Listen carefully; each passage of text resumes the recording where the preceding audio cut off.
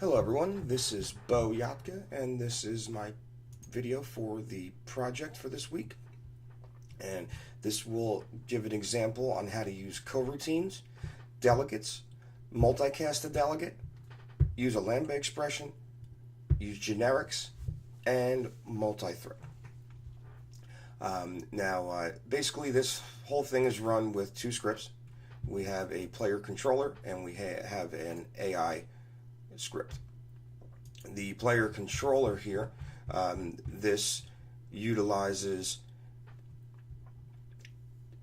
delegates, Lambda expression, and generics.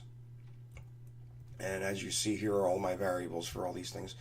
There's a dash function, and when the player presses R, the dash will change to the walk speed will change to double and make the player move. When it's released, it will go back to base walk speed.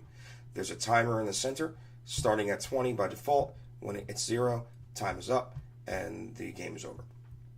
There are actually three threads: the main thread, and then a timer thread and a dash thread that we'll be using. And here are the variables for that. There's a player for game object here, and we also have delegates. This is a move delegate. This is what actually will give the player the ability to move. We have a Lambda expression that shows damage amount, and we also have generics here that control overhead text when the player is attacked. I'm sorry, the enemy is attacked. In the wake function, I set up timer and game over text to be set on awake. In the start, we have a coroutine and two threads, the main thread and two more threads here, pretty much. This controls the player controls. This controls the timer and the time clock, and this controls the dash function for the player. Now, here is where I made a function to. This is actually for the generics. It sets the enemy heads-up display to a template so that we can throw anything we like above the enemy's head as far as text goes. And this is where the threads work: time clock and dash. These are the two functions that do this. Basically, they check to see if a dashing is true. If it is, it lets the player know they are running. If not, it breaks that thread.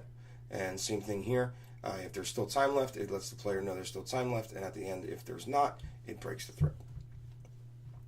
There is a game over.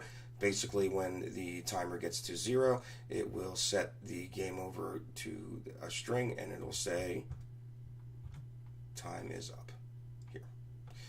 And going back through, and this is the move input. This basically is how the player moves around with the arrow keys and the WASD keys. Walk speed is used for the dash. When I want to dash, I manipulate this variable to make the player move faster. And this is rotate, and that's actually move. We have three functions here. Timer countdown. This basically counts down the timer. Then we have a set timer, which this sets the timer to a string so that it displays it on the screen. We also have a function that sets the game over text mesh to the game over if there's not enough time left. It'll say time is up instead. And now we have the player controls. Here's a delegate. This actually takes this move delegate. It takes the move delegate function and it assigns the function move to it. So now all I have to do is call move delegate to get this function to work. And we put that right into the coroutine. We also start the timer countdown. We set the timer and we set to check for lose condition. This is also the dash. This is the meter, how the dash works. When R is pressed, it changes the walk speed to dash speed, and then when it's let go, it changes walk speed back to base walk speed. And we also have the example of the Lambda function. This lets the player know that they struck the enemy. We also have, and here's another this is actually setting the Lambda, and then this is the actually running the Lambda. This takes damage, puts 3 in there, and then of course 3, it'll do this math here, damage amount times 2, and it'll bring it through here and then display it on the bottom of the screen. And that's the example of the Lambda expression. Here's we got 2 generic expression examples. This pretty much this pops the text above the enemy's head when they are hit. It sets it to a hit reaction, sets it to a string, and then hit points here, it sets that to a string as well.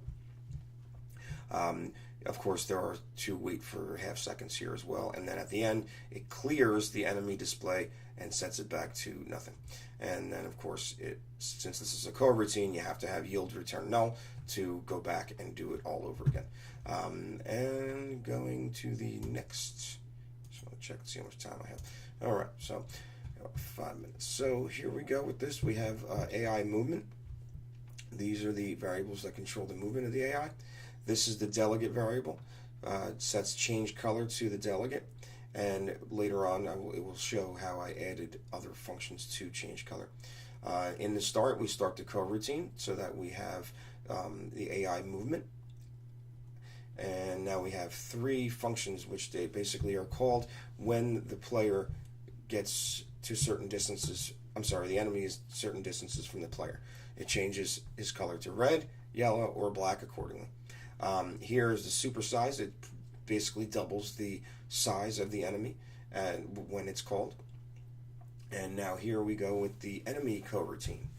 This basically looks for the player. It chases the player, and as long as it is greater than the stop distance here, it'll keep going after him. Now, when it'll also check to see how far away it is. If it's 25 feet or more, it'll be black. If it's 5 feet or less, it'll be yellow. And then if it's right on top of the player, it'll actually turn the red. But it also does something else here. As you can see, it says change color, which is our delegate, and it multicasts and it adds supersize and change to red. So now when I call change color, supersize and change to red both are called. Instead of just one function, we have 2 that are multicast. And then it waits a second, prints gotcha on the bottom, and then when it's all done, of course, if it wants to keep chasing the player, so I start the coroutine all over again, and it does this back. So, and I think that's, let's see, we got the coroutines, we got use of delegates in both. Here are the delegates. Yep. Set these delegates here. We have a Lambda expression, which does the overhead text, and then we have generics, which actually that does the overhead text. This does the damage amount. This does the math for the damage, actually. And multi-threading, of course, are these down here. We have, like I said before, we have a start coroutine, which is the main thread, timer thread, dash thread. That pretty much covers everything as far as what we were supposed to do. So I just want to do a quick demonstration. Hit play. All right, and I didn't run fast enough, so the player, there we go. Now, as you can see, he's yellow. And if I hit R, it'll run. It'll run around him in the circle if you want. Hit R, and then, as you can see now, I could hit space, and that gives the